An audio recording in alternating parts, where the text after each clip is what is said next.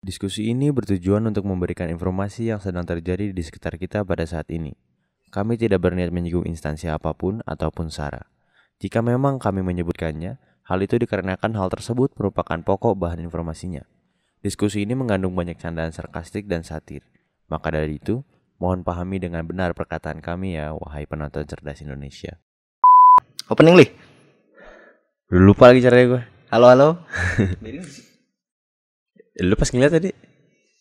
Fuck, anjing banyak trust issue.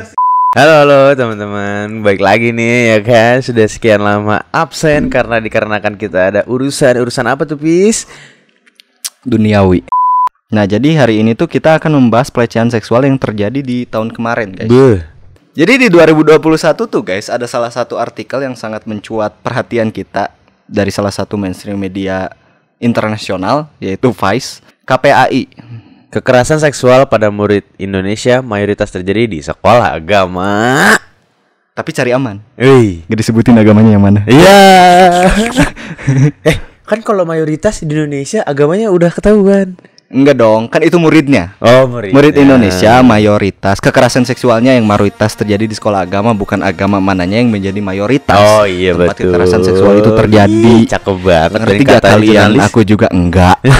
Yang kita perlu highlight itu masalahnya usia, bukan dari gendernya gitu.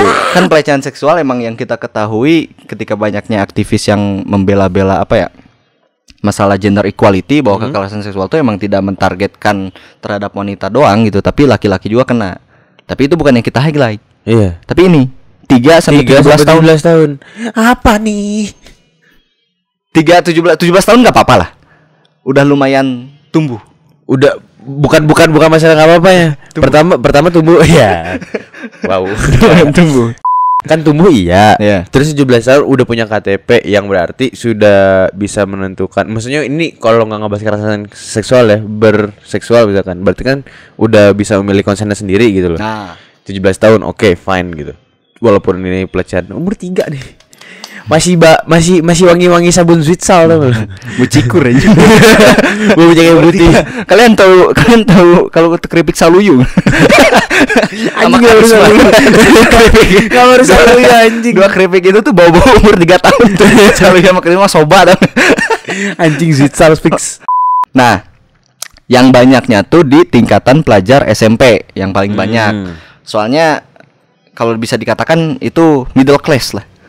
Ya, tengah-tengah. Sebelum SMA. Iya. Sebelum SD. Setelah SD. Jadi kan kalau SMA mungkin predatornya ya. Yo. SMA tuh prefernya SMA udah terlalu dewasa mungkin prefernya. SD masih terlalu bocil. Yeah. Tapi SMP tuh masih middle class yang pubertas, masa pubertas. Kedua apa ya? Namanya tuh apa sih?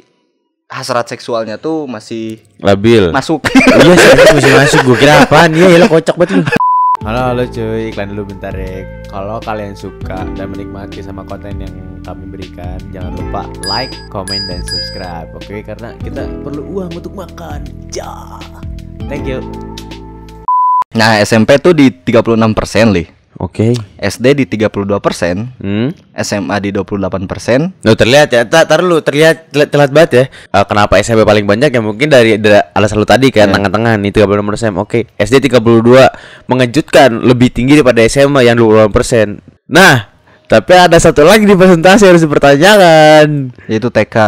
TK sebanyak 4%. Anjing, walaupun 4% ya dari 100. 4% dari 207 berapa ya? Ketika Anda ingin melakukan sesuatu, do it to the max. Mungkin pedofil ini tuh. Pemikirannya. Apa maksud lo?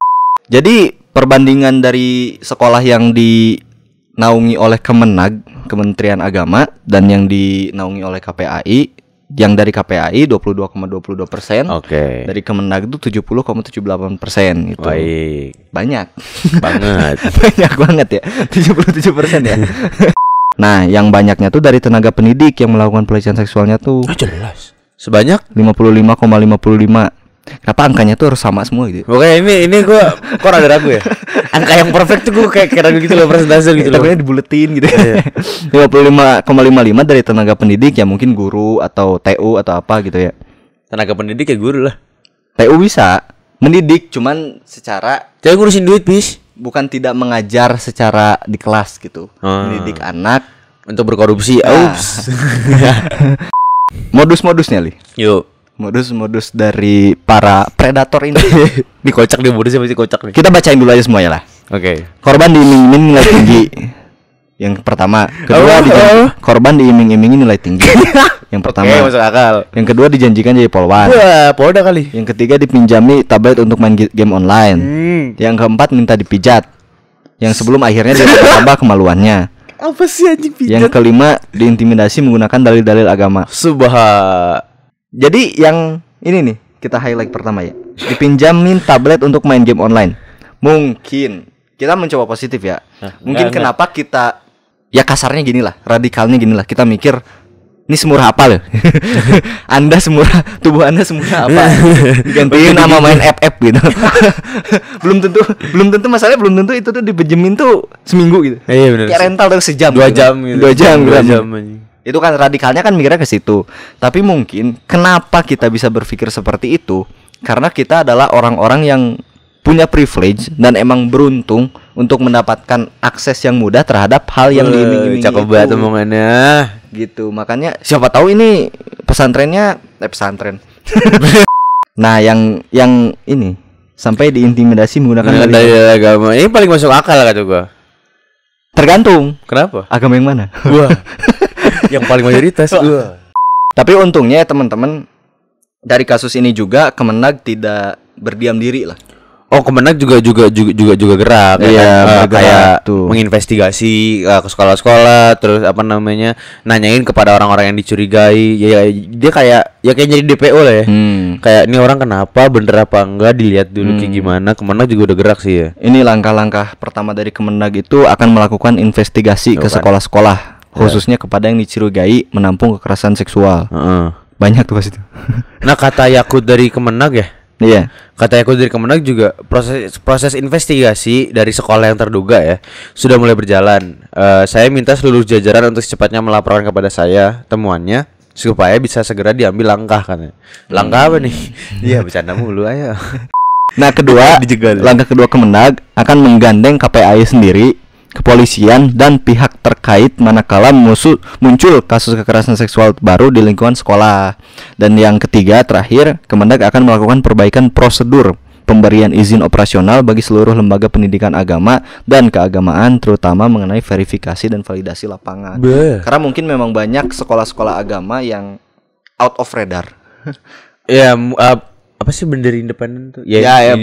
Berdiri secara independen yang memang tidak memiliki surat izin dari pihak-pihak yang harusnya emang harus memberikan izin. Harusnya kan terdata nih, tapi mungkin kayak ayo udah yang penting gue punya jasa pengajar, mampu untuk ngajar gitu kan, dulu kita buka aja, mungkin kayak gitu ya awalnya gitu. Siapa tahu ada ya, gue juga nggak tahu sih, tapi siapa tahu ada ya. Nah, berhubungan dengan pelecehan seksual di lingkungan sekolah keagamaan, salah satu yang paling viral kemarin keagamaan santriwati. Wah, gak bisa gue nahan gedeg gue. Salah satu sekolah keagamaan ada seorang ustaz bernama Heri Wirawan. Wow.